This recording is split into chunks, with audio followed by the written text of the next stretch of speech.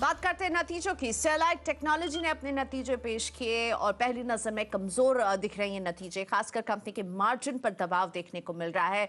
तिमाही आधार पर कंपनी का मार्जिन 22% से गिरकर 17.5% रहा। सालाना आधार पर इसमें 10% की हम गिरावट जो है वो समझ पा रहे हैं। मार्जिन पर क्यों दबाव पड़ रहा है जानने की कोशिश करते हैं और कंपनी के आगे के प्लान्स क्या है इस पर बात करने के लिए मेरे साथ स्टरलाइट टेक के CFO अनुपम जिंदल जुड़ रहे हैं। मिस्टर जिंदल, स्वागत है आपका CNBC आवाज पर। मार्जिन में हम जिस तरह का एक शार्प डिक्लाइन देख रहे हैं, क्या वजह रही है और ये आप लोगों के लिए कितनी बड़ी चिंता है? प्रियंका, अगर हम पहले बात करें नतीजों की तो क्वार्टर के जो नंबर हैं ये हाईएस्ट एवर हमने रिजल्ट दिए हैं। रेवेन्यू के पॉइंट ऑफ व्यू से देखें तो लास्ट ईयर से डबल हुआ है और एबिटा अगर देखें तो ऑलमोस्ट 38-40% इंक्रीज हुआ है लास्ट ईयर से और पैट लेवल पे 48% का जंप देखने को मिला है। कंपनी अगर पूरे साल की तरफ से भी देखें 18 और 19 की कंपैरिजन करें तो रेवेन्यू 59% से ग्रो किया है, एबिटा 50% प्लस से ग्रो की है और पैट करीब 70% से ग्रो किया है। तो ग्रोथ कंपनी की आ रही है और ये जो ग्रोथ आ रही है ये प्रोडक्ट्स और सर्विसेज बिजनेस के कॉम्बिनेशन से आ रही है। Till last year product business जो है करीब 75% रेवेन्यू कंट्रीब्यूट करता था। ये हाई मार्जिन बिजनेस है, इसलिए अपना जो मार्जिन है वो थोड़ा ज़्यादा दिखता था, एबिटा मार्जिन। और सर्विसेज बिजनेस 25% कंट्रीब्यूट किया था। इस साल जो रेशो है ये सर्विसेज बिजनेस 25% से बढ़ के 37% हो गया है और प्रोडक्ट बिजनेस 75% से 63% हो गया है। तो रेवेन्यू कंट्रीब्यूशन जो है दोनों का थोड़ा थोड़ा चेंज हुआ है, लेकिन दोनों बिजनेस अगर हम अपने आप में देखें तो अच्छा ग्रो किए हैं। प्रोडक्ट बिजनेस से 36% की ग्रोथ की है ईयर ऑन ईयर और सर्विसेज बिजनेस ने काफ़ी आई थिंक मोर देन 100% की ग्रोथ की है।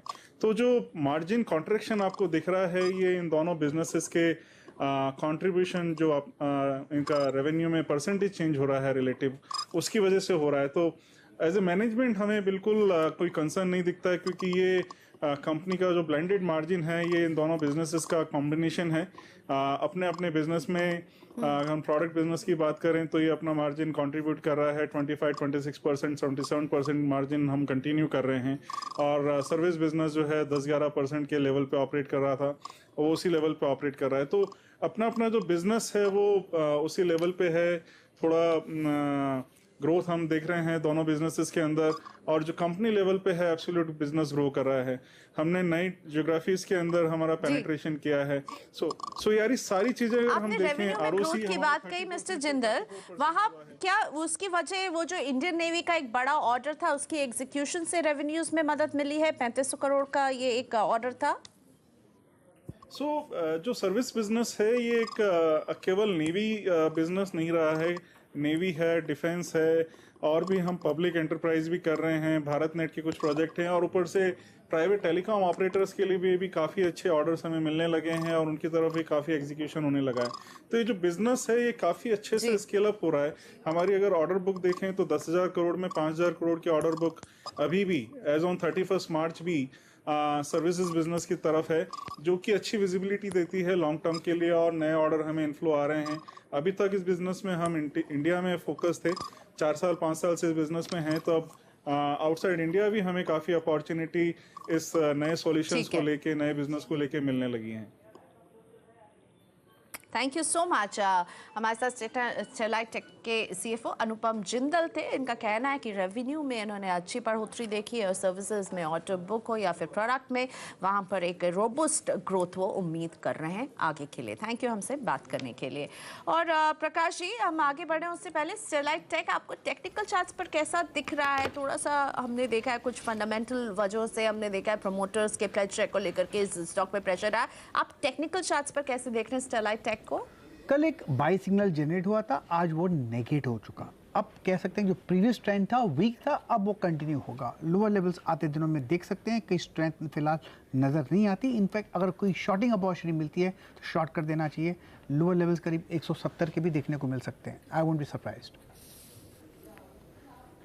ओके, सो आगे बढ़े उससे पहले खबर जो आपकी स्क्रीन पर आते हुए ये इंडिको रेमेडी से जुड़ी हुई खबर है। ऑफिशियल एक्शन इंडिकेटेड से जुड़ी ये खबर आ रही है। गोवा यूनिट के लिए यूएसएफडी का ओएआई स्टेटस जो है वो कायम रहा है इंडिको रेमेडीज के लिए, और ये रेगुलेटरी जांच जो है अब हो सकती है इंडिको रेमेडीज में गोवा यूनिट को लेकर के जो है अब यूएसएफडीए ओएआई स्टेटस कायम रख रहा है, यानी जांच के दायरे में इंडिको रेमेडीज आ सकती है। और स्टॉक पर भी एक प्राइस चेक भी अभी हम लेंगे, लेकिन अभी अहम खबर ये निकलते ही यूएसएफडीए की ओर से अब जांच हो सकती है। अब देखिए इंडिको रेमेडीज अभी आपकी स्क्रीन पर अभी तो हरे निशान में। प्रकाश जी, इंडिको रेमेडीज आपको कैसा दिखता है? इस खबर का इम्पैक्ट तो हम देखेंगे, लेकिन अभी जो खबर आ रही है उसके मुताबिक यूएसएफडीए जो है ये ओआई स्टेटस कायम रखेगा, यानी जांच हो सकती है। आपको इंडिको रेमेडीज कैसा दिख रहा है?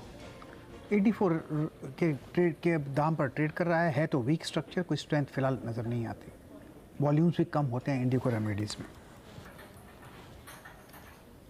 ओके, सो वॉल्यूम्स भी कम रहते हैं और इसकी जांच हुई थी इसी जनवरी में, उससे अब एफडीए जो है ओएआई स्टेटस कायम रख रहा है, और इसका मतलब है कि ये इस पर फिर से जांच इसकी हो सकती है। रेगुलेटरी जांच संभव है। और यहाँ इंडिको रेमेडीज़ में जो है प्रकाश जी का भी कहना है कि वॉल्यूम्स कम ही रहते हैं। हम स्टॉक मूवमेंट को ट्रैक करेंगे, लेकिन फिलहाल प्रकाश जी आज आपकी पिक्स हमने नहीं ली। आपके मुनाफे वाले शेयर कौन से होंगे?